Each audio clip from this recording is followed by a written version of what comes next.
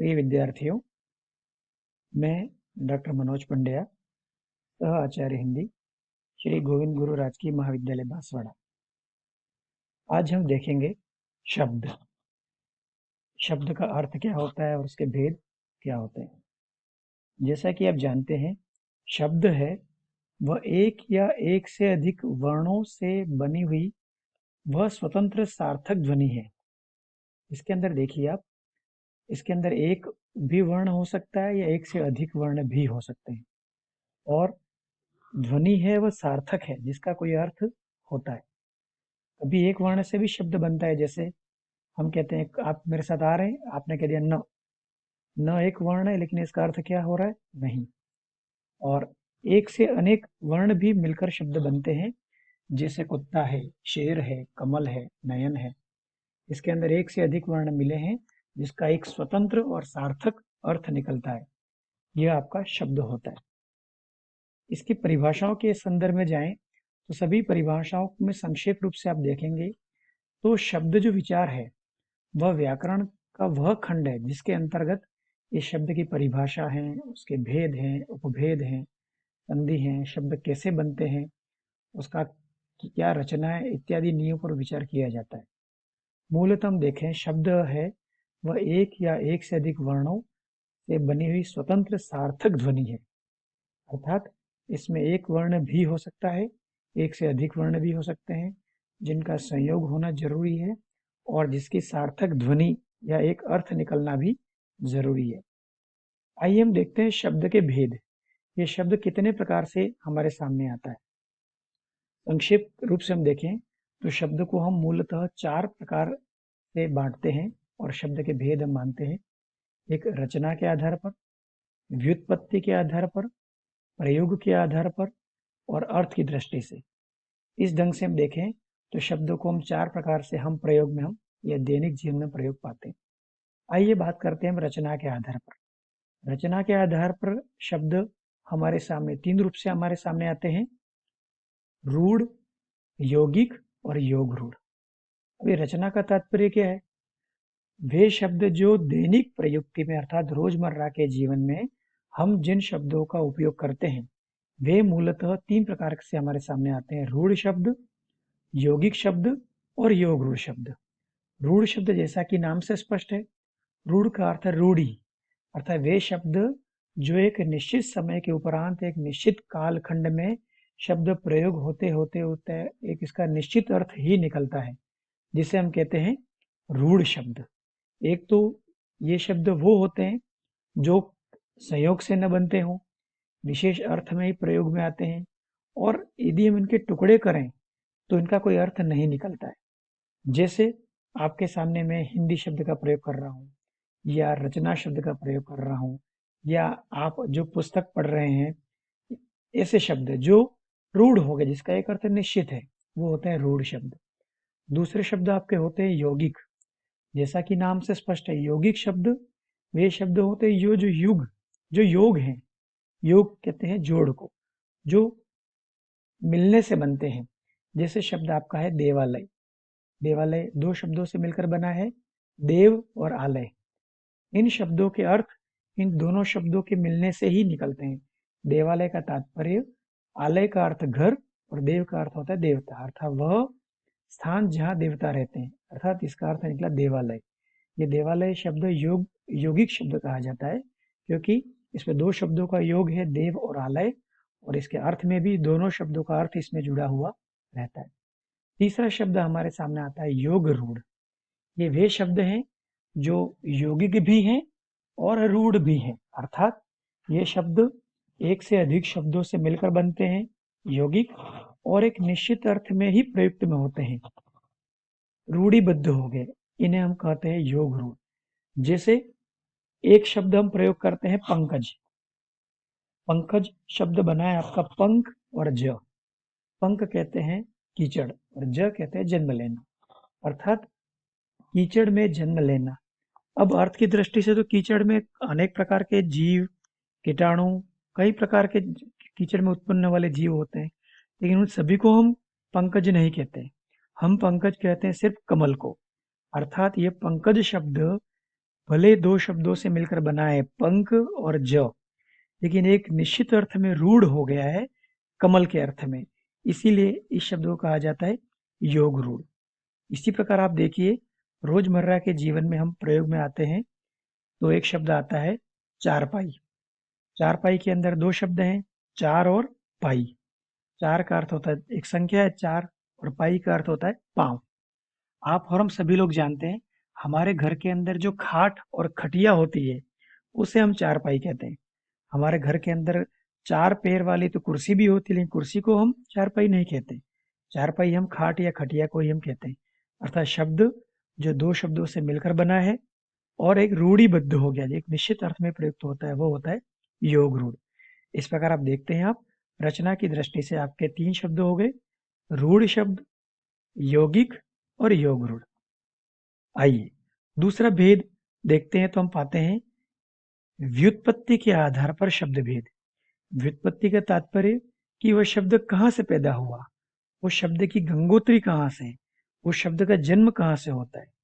तो आप और हम सभी लोग जानते हैं, भारतीय भाषाओं की जो जननी है वह संस्कृत भाषा को माना जाता है, और अधिकांश भाषाओं के शब्द जो हैं भारत के, वो सब संस्कृत से व्युत्पन्न है, संस्कृत से निकले हैं।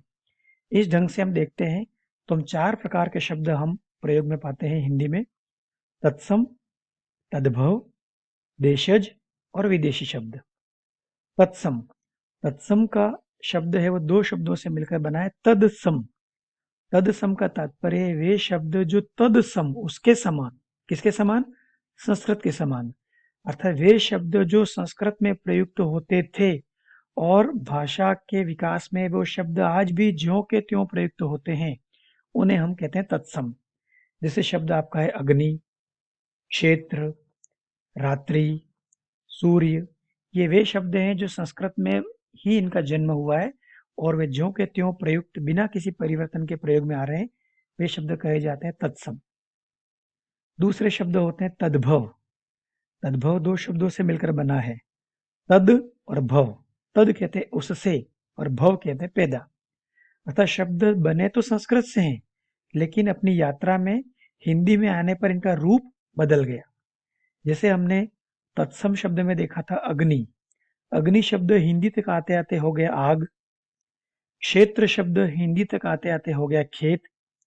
रात्रि शब्द जो संस्कृत का था वो हिंदी तक आते आते हो गया आपका रात। और सूर्य आपके हिंदी तक आते आते हो गया सूरज। इस प्रकार ये शब्द मूलतः थे संस्कृत के, लेकिन रूप बदलने के कारण एक नए रूप में हमारे सामने आते हैं हिंदी में। वे माने जाते हैं तद्भव। सभी प्रतियोगी परीक्षाओं में और सामान्य हिंदी के जितने भी प्रश्न पत्र होते हैं, उनमें तत्सम से तद्भव शब्द पूछे जाते हैं और तद्भव से तत्सम शब्द भी पूछे जाते हैं। तीसरा भेद होता है देशज शब्द। देशज शब्द दो शब्दों से मिलकर बना है, देश और ज। देश का अर्थ होता है क्षेत्र विशेष और ज का अर्थ है जन्म लेना। अर्थात वे शब्द जो किसी क्षेत्र विशेष के प्रभाव के कारण, किसी क्षेत्र की परिस्थितियों और आवश्यकता अनुसार इनका जन्म होता है और प्रचलित होते होते अधिकांश क्षेत्र में इनका प्रयोग शुरू हो जाता है। वे शब्द कहे जाते हैं देशज। जैसे आपका शब्द है पगड़ी, गाड़ी, थैला, पेट, खटखटाना। ये सारे शब्द जो न संस्कृत से निकले हैं, जो बिना रूप बदले संस्कृत से आज के रूप में प्रयुक्त नहीं हो रहे, जो न रूप बदल कर आए, ये क्षेत्र विशेष के शब्द हैं। ये सारे शब्द आपके माने जाते हैं देशज। जैसे हमारा शब्द एक प्रयोग में आता है लुंगी। लुंगी शब्द हमारा एक देशज शब्द है। इसी प्रकार एक चौथा प्रकार आपका आता है विदेशी या विदेशज शब्द। ये वे शब्द हैं जो हमारे देश के नहीं है, अर्थात भारतीय परिवेश से इनका जन्म नहीं हुआ है। अर्थात ये शब्द विदेशी जातियों के संपर्क में आने से हिंदी में इन्होंने यात्रा तय की है। इन्हें विदेशी या विदेशज शब्द कहा जाता है। जैसे रोजमर्रा के शब्द काम में आने वाले आपके हैं स्कूल, अनार, आम, कैंची, अचार, पुलिस, टेलीफोन। इनको भी हम एक प्रकार से वर्गीकृत करें तो देखें कि कुछ विदेशी शब्द जो हमारे रोजमर्रा के जीवन में घुल मिल गए हैं, हमें पता भी नहीं चलता है कि वे शब्द कहाँ से आए।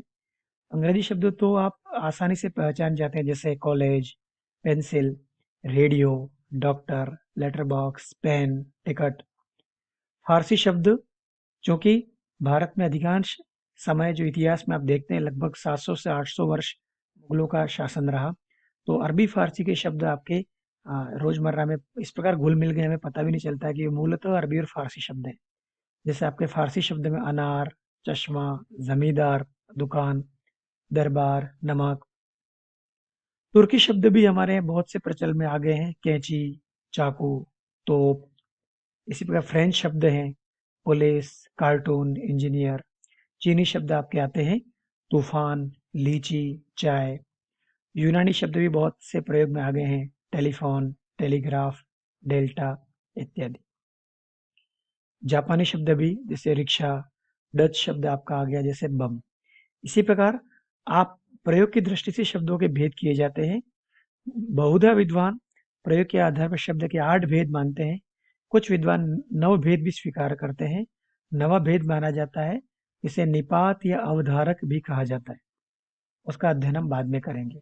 अधिकांश बहुधा विद्वान जो 8 भेद मानते हैं, वे हैं आपके हैं संज्ञा, सर्वनाम, क्रिया, विशेषण, क्रिया विशेषण, संबंध बोधक, समुच्चय बोधक और विस्मयादि बोधक।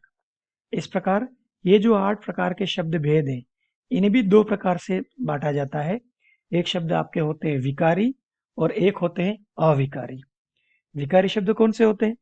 ये वे शब्द होते हैं जो लिंग, वचन, काल, कारक एवं पुरुष इसके आधार पर इनका रूप बदलता है। लिंग हम जानते हैं, हिंदी में 2 ही लिंग होते हैं, पुल्लिंग और स्त्रीलिंग। वचन आपके 2, एक वचन और बहुवचन। काल 3 प्रकार के, भूतकाल, वर्तमान काल और भविष्यत काल। और कारक कर्ता, कर्म, करण इत्यादि। और पुरुष में अपन जानते हैं प्रथम पुरुष, मध्यम पुरुष और अन्य पुरुष, या जिसे उत्तम पुरुष, मध्यम पुरुष और अन्य पुरुष के नाम से हम जानते हैं। इनके आधार पर यदि शब्दों में परिवर्तन होता है तो वे परिवर्तन होने वाले कहे जाते हैं विकारी, और न परिवर्तन होने वाले कहलाते हैं अविकारी। जैसे शब्द आप देखिए, जैसे शब्द आपका है अच्छा। अच्छा शब्द यदि पुल्लिंग के साथ होगा तो हो जाएगा अच्छा, स्त्रीलिंग के साथ हो जाएगा तो अच्छी, एक वचन होगा तो अच्छा, बहुवचन होगा तो अच्छे।